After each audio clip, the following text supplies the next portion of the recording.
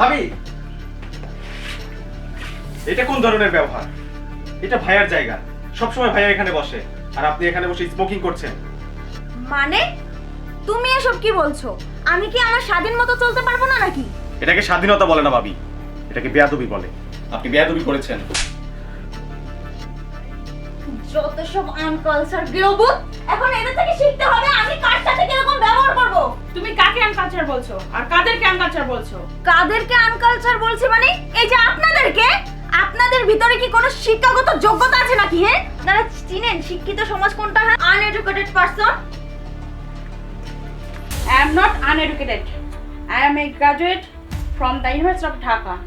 I am fields of moderation of women, but I am not forget my culture, my customs, my traditions, and my values, and most of all, and even never forget that I am in Bangladeshi woman.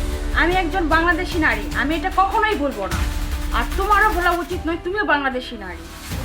এখনো সময় আছে, ভালো হয়ে যাও, সবার সাথে ভালো ব্যবহার করো আর নিজের দেশকে সম্মান করতে শেখো। কথাটা মাথায় রেখো।